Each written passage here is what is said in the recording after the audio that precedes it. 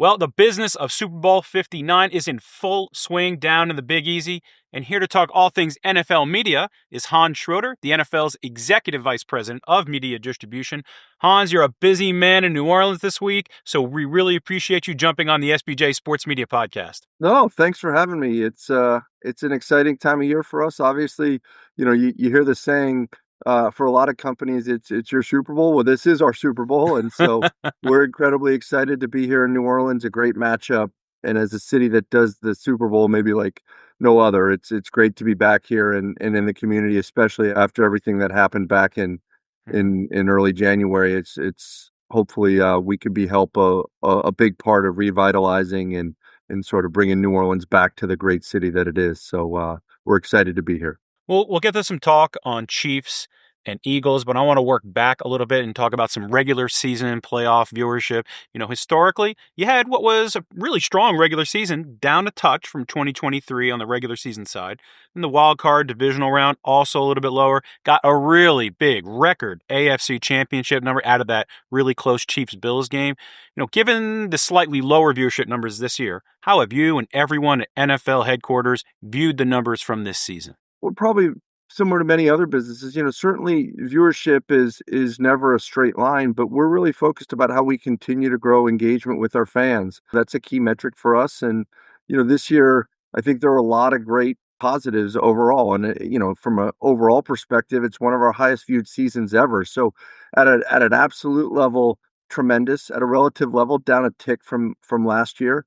But you still look across partners and you see the growth, the continued great season that CBS had again, where you see really some of the benefits of our new flexibility we have with how we create schedules and being able to really put and have greater flexibility to put any game in any window. I think you see that really manifesting itself across the schedule. You saw a great year across Thursday night football. NBC was up just a touch, another great year on Sunday night.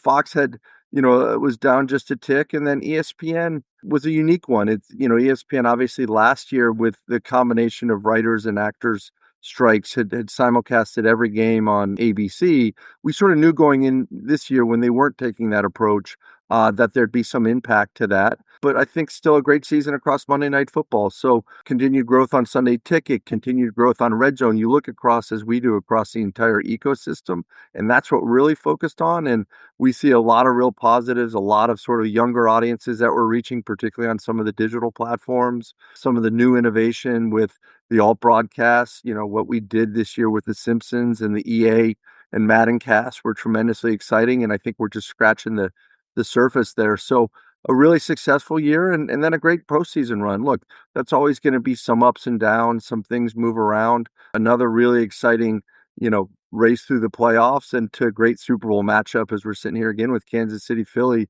2 years later from when they played it the first time. Excited to see how they run it back on Sunday. Right, well, Hans, first of all, a preemptive congratulations to what will be the most watched telecast of 2025 with Sunday's game. And it's probably going to... We're going out on a limb. Molly and I are going out on a limb with that one. Yeah, but what would top it, though, Austin? We can talk about that later. It'll likely also be the only live telecast in the U.S. that's going to break 100 million viewers or come close. But do you think the Eagles-Chiefs on Sunday can break the Super Bowl record of the 123.7 million that was set last year? Absolutely. There's so much going into it. You have the storyline of the three-peat. You have the success of Kansas City. I mean, Mahomes is about as iconic athlete as there is in the world with so much popularity, so much following. And then you have a Philly team with some really great storylines with Saquon coming on. They were just here in the rematch and fell just short 2 years ago.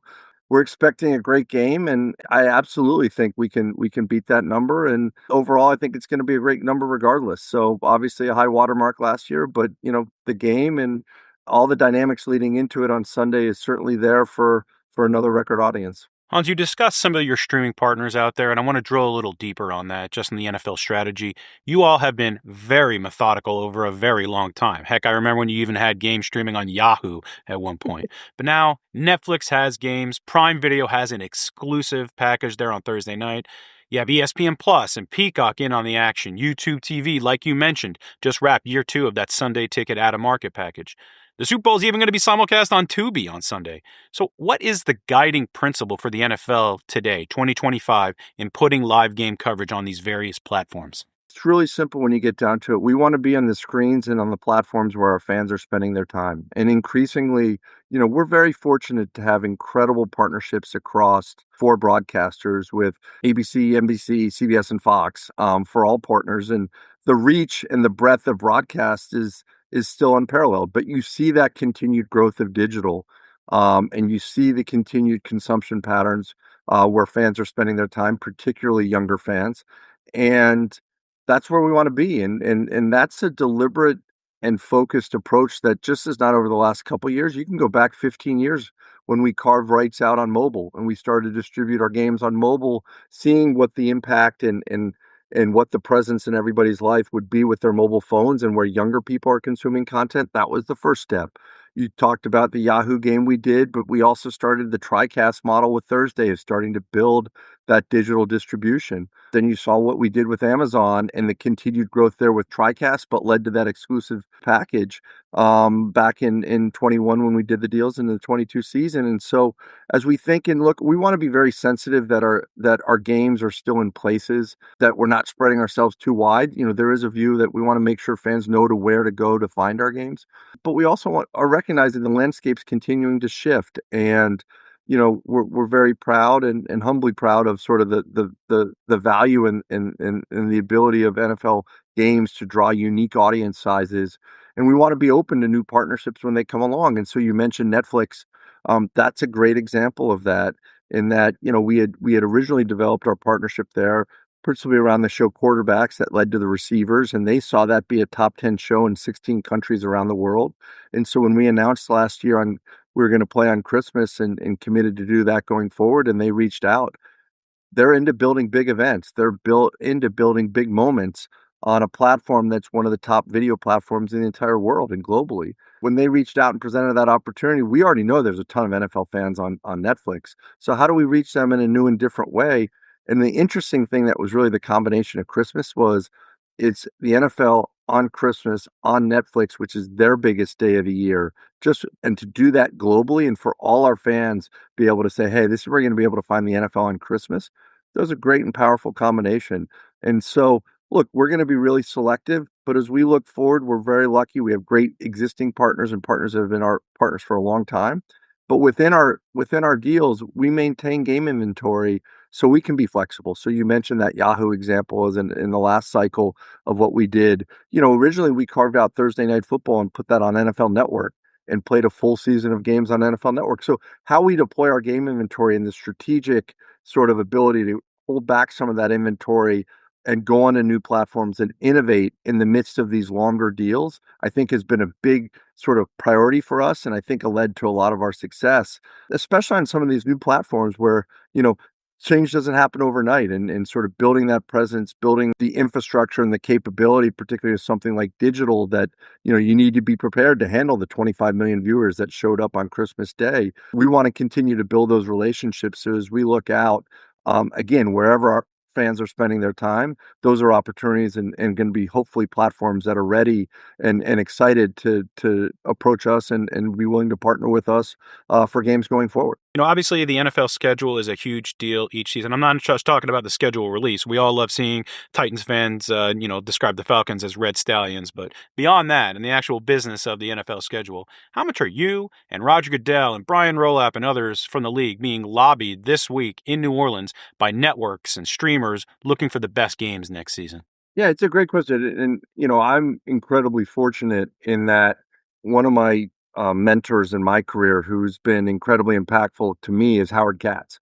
And Howard singularly deserves a ton of credit, maybe for what he did over 20 plus years to advance the sophistication of how we attack and approach the schedule. And the work that goes into it is immense. And so for me to be able to work with Howard, for Howard, alongside him now, and to continue to have him as a mentor and take the baton from him and lead that scheduling process now for the league with Mike North, who has been right there with Howard, and now for me is really leading and driving this, and about as smart a person as you'll ever meet. And as a son of a coach and a football fan, it's a fun puzzle to solve. From a process standpoint, it's interesting. Like I tell Mike, it's sort of like my Christmas morning. the Monday after the regular season ends, he sends around a chart that we know all 272 games at that point. And that's really, we're always thinking about the schedule. That team, that broadcast and scheduling team, and Blake Jones and Ani Bose and Mike, Josh Helmrich, Lucy Popko, that team puts so much into it. And throughout the year, they're taking notes on next year. And so, the process really more formally kicks off the day the regular season ends when we know all those matchups, and that's when we start getting after it. We meet with all of our partners. You actually met with them all last week, the week before we headed down to New Orleans this week. So crazy. That's a better week for it. And we know all the matchups. We know what's important to them, what their view of games they're looking for and otherwise. And it's a great process. We're smarter with the more data and the more intel we get from our partners. It's a juggling act. We have multiple partners now, and trying to keep everybody happy is a juggling act. I think we've done a great job of it, and ultimately the ratings and the viewership, I think, prove that out with the length of our partnerships and the ability to continue to drive viewership as we're playing more games and more windows. That scheduling flexibility is key, but we look for all data and all information that can go into that process, and we challenge them to make us smarter, and they challenge us to make sure we're thinking about all the different considerations that go into that process. And so we'll come out of New Orleans. It's not a marathon, it's not a sprint, it's somewhere in between where it's like a miler. Like we're running fast for the next 4 months. Each month's a lap, I guess. And so we're head down, sort of really pacing and driving on that over the next 4 months. But it's exciting. It's an incredibly exciting process, and it's at the core of what the league is. So, and by the way, the other big thing is clubs. We get a lot of really helpful and impactful feedback from clubs about what happened in their schedule. And we're looking at everything from travel to rest disparity to competitive to what you've done. Have you been on the road the last 3 years against a division and opponent in prime? Have they hosted it? Like all that goes into this soup of consideration. We have more international games, got to manage that and travel and in and around that, which is incredibly exciting this year. It's a great process. And again, I'm proud and be able to really inherit and take from Howard what he built and with Mike, who really leads this and continue to build that. It's an incredibly great team that I'm fortunate to work with and tackle that challenge every year. You spoke last year at the Super Bowl about more altcasts coming down the pipeline, which we and you mentioned some of them a little earlier in this conversation. You got the Madden cast on Peacock, the Simpsons, more Slime cast on Nick, and those join those regular Manning casts. Can we expect some more experimentation coming up in this next season? And would it involve a little bit more around betting? We're very focused on this as a real growth area for us. And it's a growth area not only to reach new and different fans here. And I think that's a key that we've learned about this is when you're going to create one of these alternative experiences, it really needs to have a distinct purpose. It really needs to be able to resonate. Our primary broadcasts are so good. And for most fans, that's going to scratch their itch. So if we want to do something incremental and alongside that, what are we creating? How is it going to be appealing to fans? What fans are we reaching? And that's not only here, but globally. Some of the benefit of some of these new forms like The Simpsons or the Toy Story is it goes to over 90 countries around the world.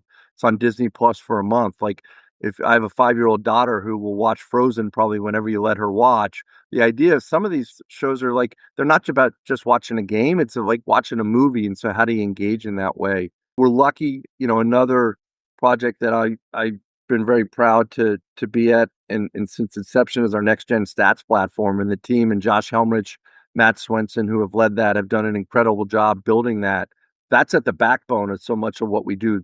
That's literally where we put two chips in the players' shoulder pads and we get all their tracking data. That data is what ultimately goes into the simulation engines that allow us to do so much of those unique and different broadcasts. Also, what's powering Amazon's if you watch it, their Prime Vision and what they're doing with some of the predictive AI stuff about who's blitzing and what when, that's all powered by next gen. So we really think, and if you think about the broadcast innovation and what the first and 10 line was and how that changed for people, I think Amazon's starting to scratch that itch. So not all of it, Molly, will be just alternative broadcast.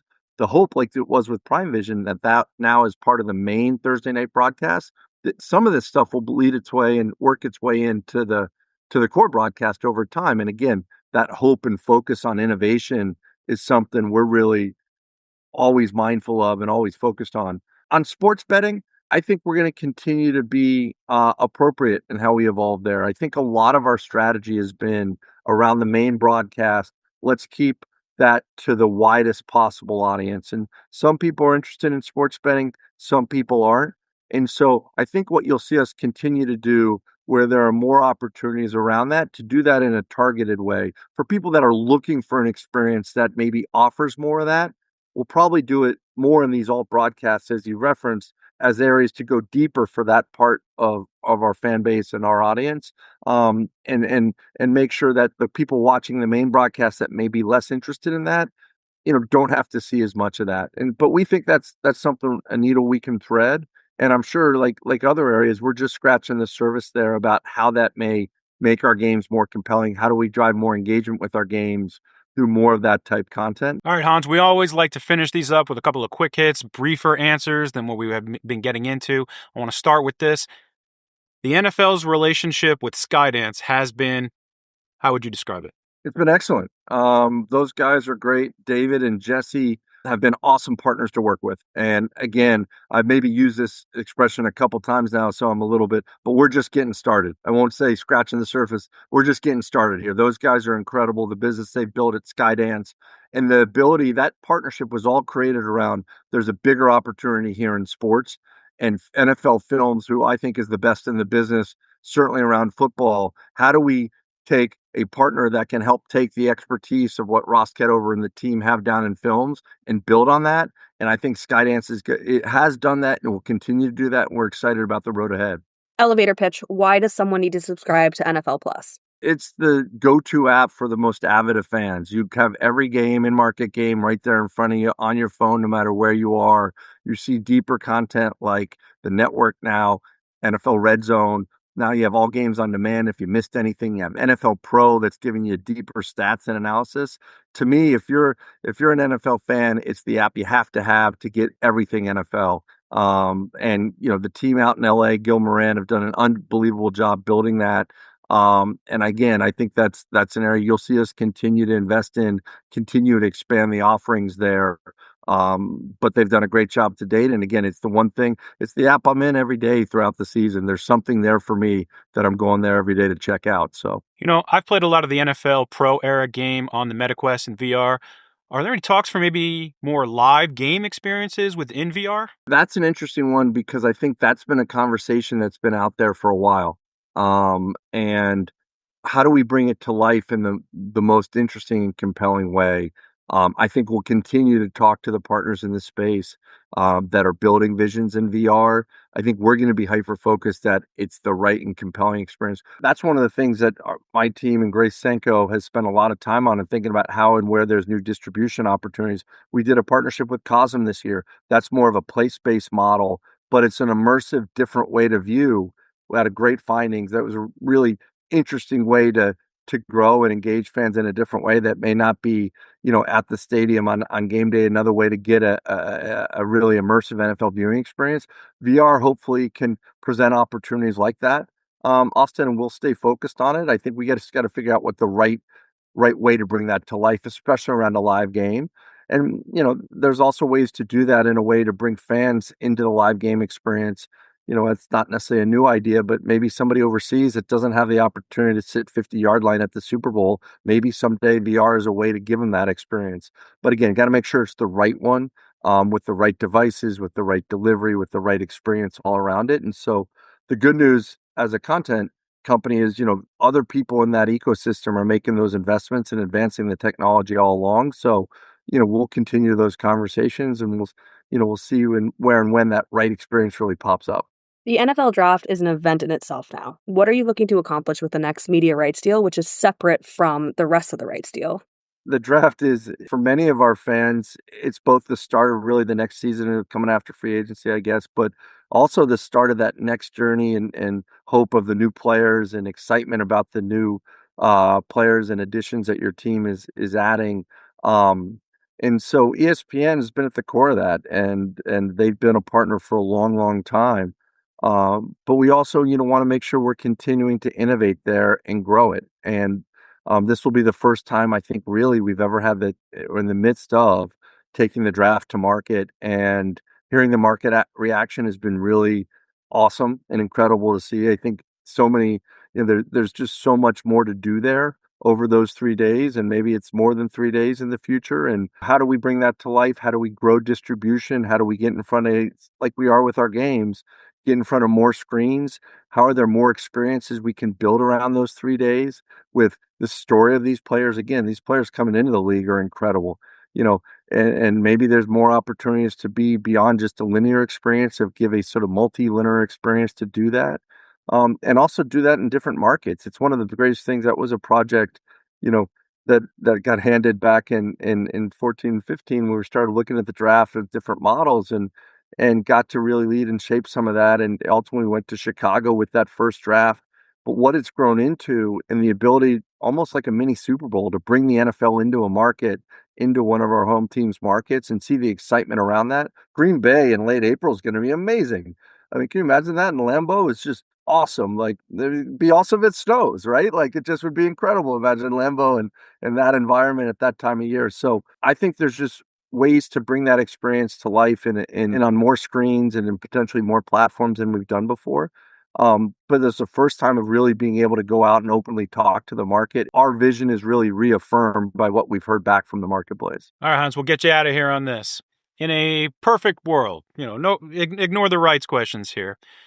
For an animated NFL game, and it sounds like your daughter would love for it to be in the Frozen universe, but what universe would you want to see an NFL animated altcast game in? Like, I know I would love to see maybe like I'm not even a Patriots fan, but I'd love to see a Patriots game with like the Family Guy universe. What would be your ideal scenario? Well, it's easy. Star Wars. I mean, I'm a huge Star Wars guy, so that's a layup. The Frozen one's interesting because there is a Hans in Frozen too, but we always have to There is, explain yeah. evil Prince Hans, so that gets a little close to home with my daughter Sydney. So, but for me, Star Wars would be just unbelievable to bring that to life. Given that franchise, remember seeing Star Wars in the theaters years and years ago, and always been a big Star Wars fan ever since. So, to me as a fan, but the great part across our partners, they all have incredible IP. Go to every partner. I mean, you could go to each one of the partners and they have some form of other IP they could bring to life. I mean, you could do a bond with Amazon. You have Paw Patrol with Paramount or otherwise. You have the Minions with NBC. Like, I bet Minions would do really well. That's actually a very interesting one. No, Minions is nightmare fuel. Like, oh, that's my worst nightmare. and I think we're starting to see that from our partners where, like, look, this is a great way to intersect different parts of their business with the NFL and bring these things to life in a new and invigorating way. So, I'm a Star Wars, but I think you could go pretty deep down that list pretty quickly and get a lot of other great experiences. We're excited. For any of those Clone Wars editors that are listening to this podcast, start getting your drawings ready. We need Tales of the Jedi. Tales of the Jedi. They've done that. Yeah. Tales from the Dark Side. That's right. Hans, we wish you the best of luck with the rest of this week in New Orleans. Should be another fantastic Sunday with the big game. I know Molly and many others are super amped for that Kendrick Lamar halftime show. Hans Schroeder, the NFL's Executive Vice President of Media Distribution and a two-time SBJ 40 under 40 honoree. Thank you for coming on the show this week. Thanks for having me, Molly and Austin, and enjoy the game on Sunday. We'll talk soon. Thanks much.